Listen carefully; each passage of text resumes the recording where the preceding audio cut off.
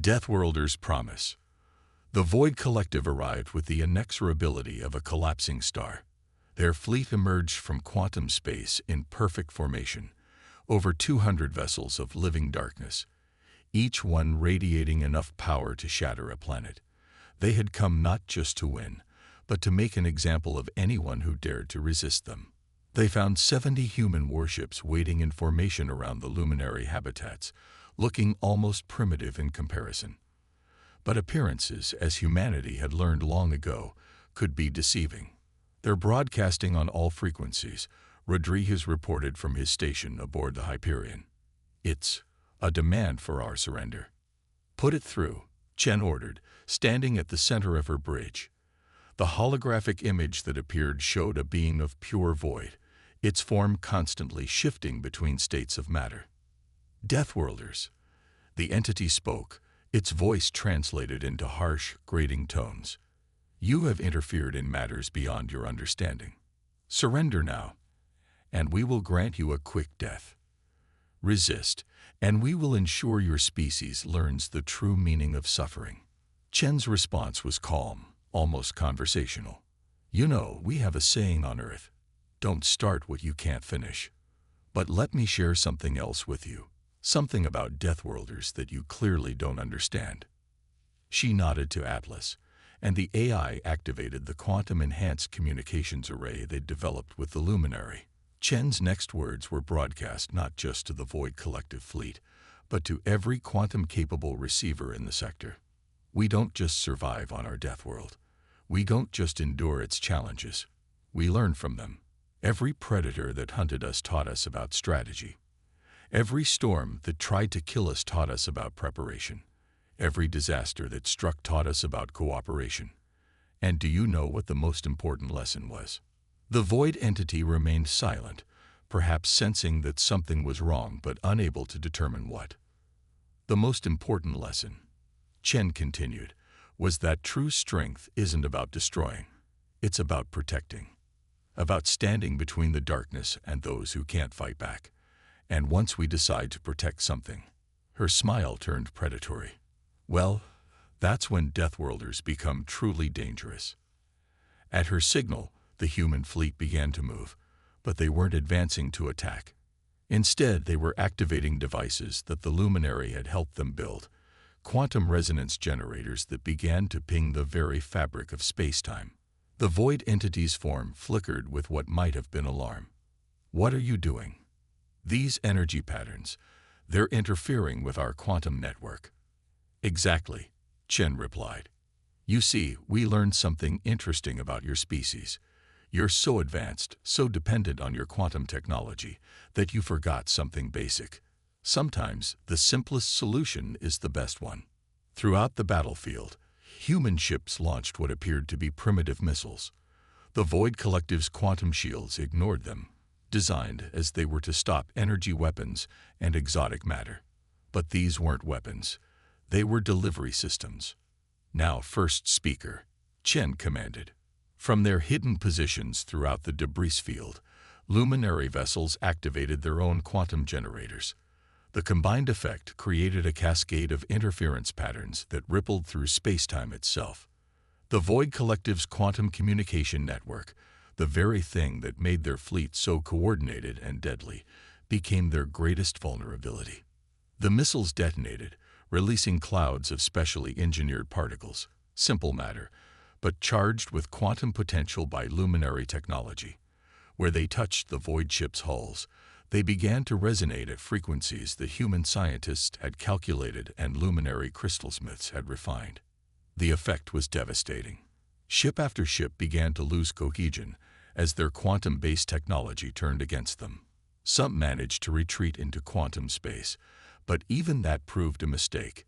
The resonance followed them, turning their escape routes into death traps. Fascinating.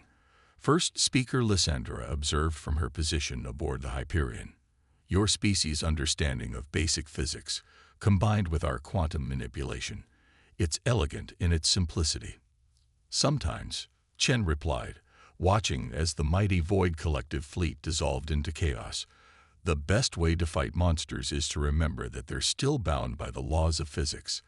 no matter how advanced they are. The battle, if it could even be called that, was over in minutes. The few Void Collective ships that survived retreated in disarray, their quantum technology permanently compromised by the human luminary resonance weapon. They would never again be able to coordinate their fleet effectively. Their greatest strength turned into a critical weakness. As the debris of battle cooled in the void, Shen turned to address both her crew and the luminary representatives. This victory doesn't belong to humanity alone. It belongs to both our species working together. We provided the strength and strategy. You provided the knowledge and precision. Apart, we were vulnerable. Together, Lysandra completed, her crystalline form glowing with new confidence. We have shown the galaxy a new path, one where the strong protect the swift, where the dangerous guard the peaceful. Chen nodded. And perhaps we've taught the galaxy something else as well, that being feared isn't the same as being evil. That sometimes, when darkness threatens, you want the monsters on your side. Through the viewport, they could see human ships already beginning search and rescue operations, looking for any Void Collective survivors who might need help.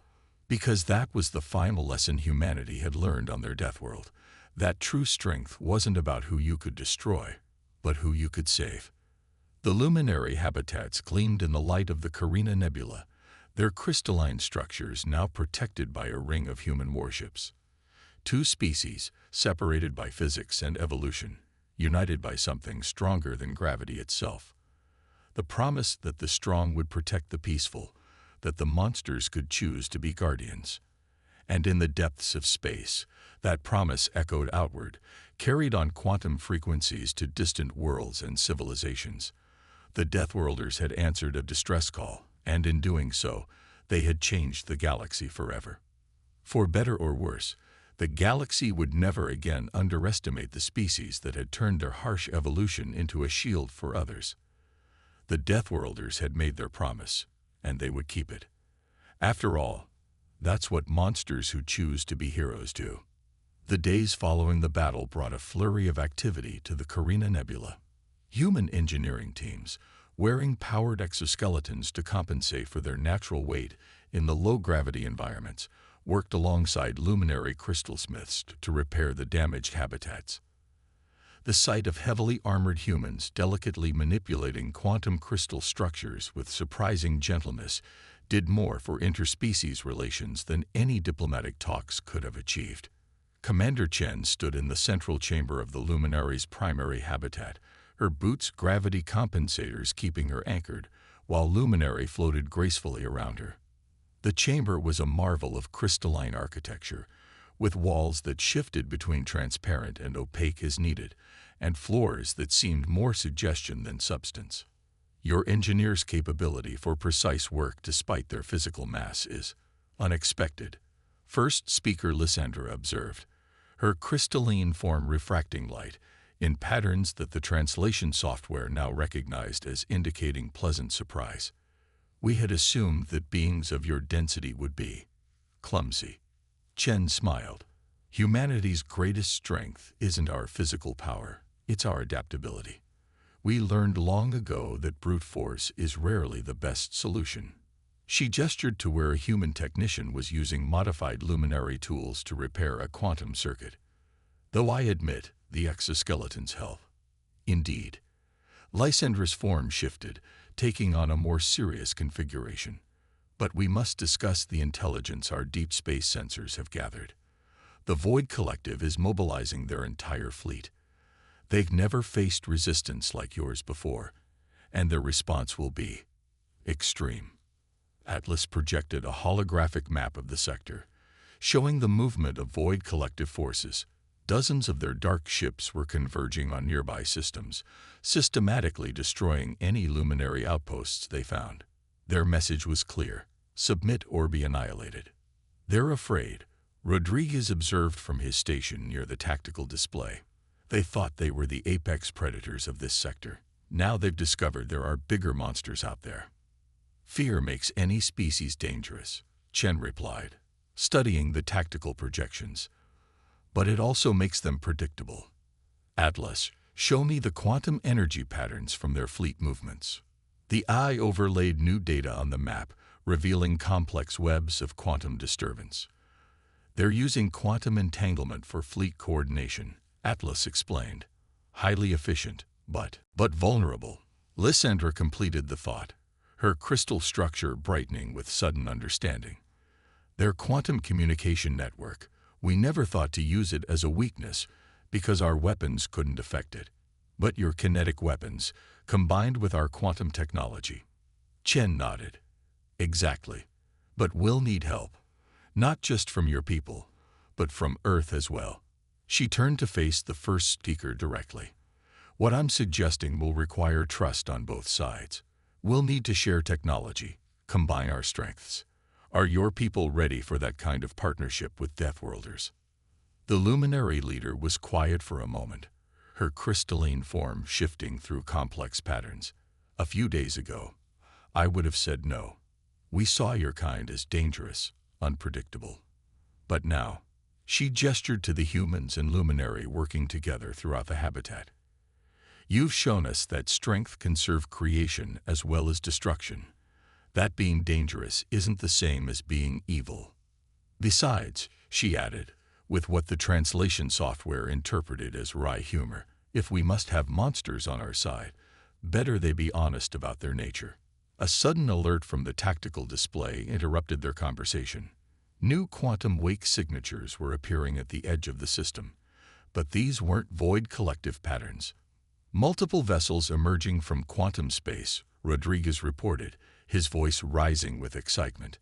IFF signals confirmed. It's the second wave from Earth. The Council approved our request for reinforcements. Through the habitat's transparent walls, they watched as dozens of human warships emerged into normal space. The vessels were a mix of designs, some built for pure combat like the Hyperion, others modified colony ships carrying additional troops and supplies. Earth had committed fully to this fight. Impressive, Lysandra observed, her crystal structure pulsing with what seemed to be approval. But will it be enough? Chen's expression hardened as she watched the fleet take up defensive positions around the luminary habitats. Numbers aren't everything. The Void Collective thinks they're fighting the simple war of annihilation. They don't understand that they've awakened something far more dangerous, humanity's protective instincts. She turned back to the tactical display, where the movements of the approaching Void Collective fleet were being tracked. We evolved on a world that tried to kill us every day, but we didn't just learn to fight. We learned to adapt, to plan, to work together. Now we're going to teach them why threatening peaceful species is a mistake. And if they don't learn the lesson? Lysandra asked. Chen's smile was not entirely pleasant. Then they'll learn why Earth's history remembers its protectors as vividly as its conquerors. Either way, your people will never have to fear them again. Around them, humans and luminary continued their work, two species bridging the gap between their vastly different natures. One born to float among the stars, the other forged in gravity's crucible. Together, they prepared for the coming storm, knowing that sometimes the best defense against the darkness was a controlled application of monster. The void between stars erupted in fury as the Void Collective's ships opened fire. Their quantum phase weapons twisted space itself, reaching out with tendrils of destructive energy that could tear apart matter at the subatomic level. Against the luminary's crystalline vessels, such weapons had been devastatingly effective. But human ships were different. Interesting weapon design, Chen remarked as the first salvo washed over the Hyperion's shields. Atlas, analysis. Their quantum phase weapons rely on disrupting molecular bonds, the AI reported. Highly effective against standard matter. But our ablative armor was designed to lose layers intentionally. They're literally burning through nothing. This was humanity's first advantage, paranoia. After centuries of science fiction stories about advanced aliens, humans had developed their defenses to counter weapons they hadn't even encountered yet. The Hyperion's hull was a complex matrix of sacrificial layers and void spaces designed to dissipate almost any form of energy attack. All ships, Execute battle plan Thermopylae, Chen ordered. Show them what Deathworlders know about warfare. The human vessels moved with practiced precision, their formation shifting in ways that must have seemed chaos to their enemies. But there was method in their madness. On Earth, predators had taught humanity's ancestors the value of coordinated hunting strategies. Those lessons had never been forgotten. The Void Collective ships, 7 in total, attempted to maintain their own formation, their weapons continuing to fire, but they were fighting shadows.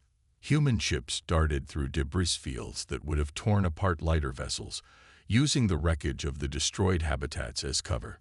"They're trying to predict our movements," Rodriguez reported with a grim smile. "Their targeting algorithms assume we'll avoid height maneuvers." Chen allowed herself a predatory grin. Typical non-Deathworlder assumption. "Helm, show them how wrong they are."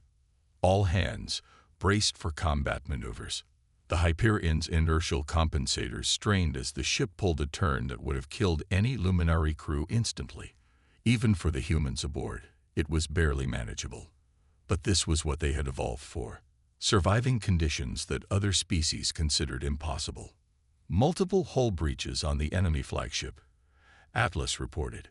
Our kinetic penetrators passed straight through their quantum shields. They appear to have no conventional defense against physical projectiles.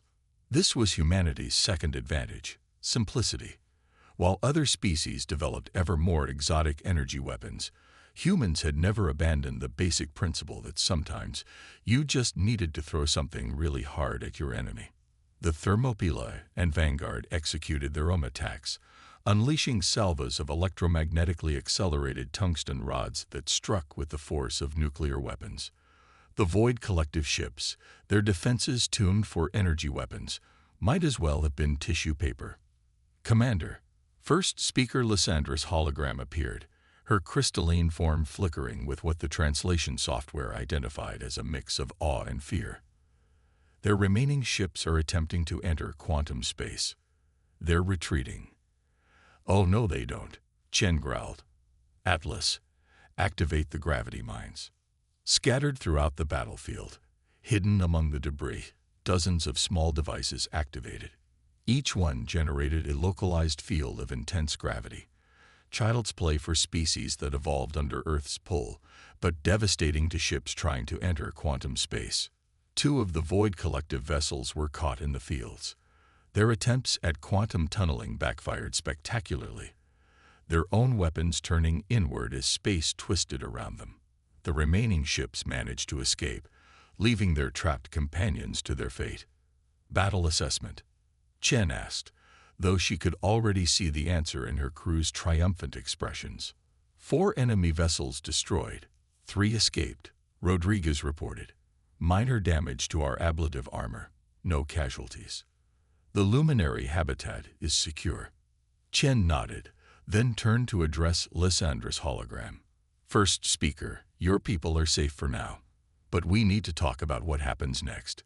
Those ships will return with reinforcements, and next time they'll be better prepared for our tactics." The Luminary leader's crystalline form pulsed with colors that the translation software couldn't quite interpret.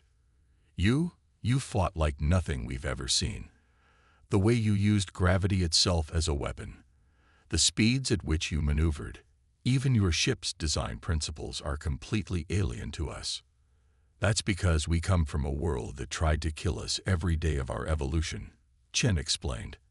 Everything that makes us dangerous, our strength, our endurance, our capacity for violence, it all came from the need to survive. But survival isn't just about individual strength. It's about protecting others, about making sure your entire species, your entire civilization, lives to see another dawn. She paused, watching as more Luminary ships cautiously emerged from hiding places in the nebula, drawn by the news of the Void Collective's defeat. "Now let's talk about how we can combine your quantum technology with our combat experience. Because when the Collective returns, we're going to teach them exactly why picking on peaceful species is a bad idea." In the debris-strewn battlefield, human ships maintained their protective formation around the Luminary habitat. They were monsters, yes. the nightmare creatures from a high-gravity death world. But they were monsters by choice now, choosing to use their strength not for conquest, but for protection. And that perhaps made them the most dangerous monsters of all. The quantum wake of Task Force Delta rippled through space as they decelerated near the coordinates of the distress signal. The Carina Nebula stretched before them, its vast clouds of gas and dust painted in ethereal blues and crimsons. But Commander Chen's attention was fixed on the artificial structures scattered throughout the nearby system. Multiple orbital habitats detected, Rodriguez reported, his voice tight with awe. Most of them destroyed. Readings suggest recent weapons fire, massive energy discharges unlike anything in our database. The surviving structures were architectural masterpieces, gossamer thin towers and crystalline spheres that seemed to float impossibly in space. But for every intact habitat, there were 3 more that were little more than debris fields. The devastation was systematic and thorough. Life signs? Chen asked, though she dreaded the answer. Concentrated in the largest remaining habitat, approximately 50,000 individuals. Their biosignatures are unusual, extremely low density compared to human baseline. Atlas, the ship's AI, projected a holographic representation of the alien physiology. The beings were tall and graceful, their bodies seemingly composed of crystalline structures and energy patterns. They appeared almost weightless, as though gravity itself was more of a suggestion than a law. The luminary, Atlas announced, having decoded more of the distress signal. A species adapted to low-gravity environments, with technology based on quantum manipulation and crystal matrices. Their civilization spans several systems in this sector, or it did before the attack. Chen nodded grimly. Open a channel to the habitat. All frequencies, universal mathematical greeting protocols. The response was almost immediate, a burst of light and sound that the ship's systems translated into comprehensible communication. The holographic face that appeared was both beautiful and alien, its features composed of light and crystal in constantly shifting patterns. Unknown vessels, the being spoke, its voice translated into a melodic approximation of human speech. I am first speaker Lysandra. If you have come to aid us, I fear you are too late. The Void Collective has already. The speaker stopped abruptly, its light patterns flickering in what the translation software identified as shock. You are from Earth. You are Deathworlders. The fear in that last word was unmistakable. Chen kept her voice calm and steady. We received your distress signal and came to help. I am Commander Sarah Chen of the United Earth Defense Force. We mean you no harm. The luminary leader's patterns swirled in what seemed to be agitation. But your species, the records speak of your incredible density, your powerful muscles, your capacity for violence. You evolved on a world that would crush us in moments. All true, Chen acknowledged. But strength can be used to protect as well as harm. We came because someone needed help, and that's what humans do. Let us prove it to you. Before first speaker Lysandra could respond, new alerts flashed across the bridge displays. Rodriguez's hands flew across his console. Multiple quantum wake signatures detected. Large vessels emerging from FTL. Energy signatures matched the weapons used against the habitats. The Void Collective had returned to finish what they started. Lysandra's hologram flickered in terror. They're back. Please, you must flee. Say yourselves. The Collective's quantum phase weapons will tear through your primitive shields as they did ours. Chen allowed herself a small smile. With respect, first speaker, I don't think they're ready for what humanity brings to a fight. Atlas, battle stations, all ships, defensive formation Delta 7. Let's show them why Deathworlders have such a fearsome reputation. The human ships moved with surprising grace for their size, taking up positions around the surviving habitat. Their hulls were thick, their shields designed to withstand forces that would reduce lighter vessels to atoms. They were built by a species that had evolved under crushing gravity, that had survived predators, natural disasters, and their own warlike nature to reach the stars. As the first of the Void-collected ships emerged from quantum space, sleek, black vessels that seemed to drink in light itself, Chen transmitted one final message to the luminary. "Watch closely, first speaker. You're about to learn why sometimes the monsters under the bed are exactly what you need." The Hyperion's weapon systems came online, along with those of her sister ships. They might be considered primitive by some standards, but there was nothing primitive about humanity's understanding of how to apply force. The Void Collective was about to learn that attacking a species that evolved on a death world meant being prepared for anything. And humanity. They were prepared for everything. The bridge of the UES Hyperion hummed with quiet efficiency as Commander Sarah Chen completed her inspection rounds. Through the reinforced viewport, Earth's orbital defense network gleamed like a web of stars against the backdrop of humanity's homeworld. 10 years of peace had allowed the United Earth Defense Force to grow from a hastily assembled planetary defense force into a proper space navy, though they had yet to encounter any serious threats to test their mettle. That was about to change. "Commander," Lieutenant Rodriguez called from his sensor station, his dark eyes fixed on the holographic display before him. "We're picking up something unusual on long-range sensors. Well, you should see this yourself." Chen moved to his station with practiced grace, her movements efficient despite the ship's artificial gravity being set slightly below Earth normal to conserve power. The sensor display showed a repeating pattern of energy signatures, too regular to be natural phenomenon. "It's being broadcast on multiple frequencies," Rodriguez explained, "including several we've never seen used for communication before. But the pattern, it's definitely artificial." Chen studied the readout, her cybernetic eye implant automatically beginning to analyze the signal structure. Origin point: the Carina Nebula region, approximately 7,500 light-years from Earth. It's being repeated through what appears to be a network of quantum relays. That's how we're receiving it in real time despite the distance. The bridge fell silent as Chen accessed the raw data through her neural interface. The signal resolved itself into a complex message, combining mathematical principles with visual and audio components. As the ship's AI helped process the information, the message became clear. It was a distress call. The visuals showed graceful beings of light and crystal, their cities floating in the clouds of a low-gravity world. Then came images of darkness, of massive ships that blotted out stars, of weapons that torn reality itself. A civilization was dying, and they were broadcasting their end to the cosmos in desperate hope of salvation. "Analysis confirms it's genuine," the ship's AI, Atlas, announced. "The technology signatures are unlike anything in our database, but the distress protocols follow universal mathematical principles. They're asking for help." Chen straightened, her mind already racing through scenarios and possibilities. Humanity had debated for years how to approach first contact, but no one had expected it to come in the form of a desperate plea for help. How many other civilizations do we estimate have received this signal? Based on the broadcast pattern and known habitable worlds in range, at least 30 potential spacefaring civilizations could have received it, Atlas replied. However, given our position as a death world species, it's likely we're not their intended audience. That was an understatement.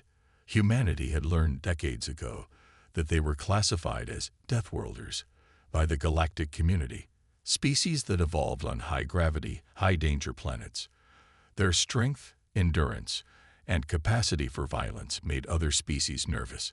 It was one reason they hadn't been officially contacted yet. "Put me through to Fleet Command," Chen ordered, her decision made. "And begin battle stations drill. I want this crew ready for anything." As klaxons began to sound throughout the ship, Chen composed her message to Earth's leadership. They needed to respond to this crisis, not just because it was right, but because it was an opportunity to show the galaxy that humanity's strength could be used to protect as well as destroy. The response from Fleet Command came faster than she expected. Within hours, the Hyperion's sister ships began taking up formation around her. The Thermopylae, the Shield Wall, and the Vanguard. Each vessel represented the peak of human military technology, combining raw power with the adaptability that had allowed their species to survive on Earth. All ships reporting ready, Commander, her XO reported. Task Force Delta is assembled and awaiting your orders. Chen took one last look at Earth through the viewport. Their homeworld had forged them into what some considered monsters, but she knew better. Humanity's strength came not just from their physical capabilities, but from their determination to use that strength to protect others. Set course for the Carina Nebula, she ordered. Maximum safe speed. If anyone else received that distress call, I want humanity to be the first to respond. Let's show the galaxy what Deathworlders can really do. The ships of Task Force Delta aligned themselves with military precision, their engines flaring to life with controlled fusion fire. As they accelerated past the moon's orbit, Chen couldn't help but smile. Whatever horrors awaited them in the Carina Nebula, whatever darkness had driven a peaceful civilization to scream for help across the stars, they were about to learn why humanity's reputation as dangerous creatures wasn't entirely unearned. They were about to learn that sometimes you want the monsters on your side.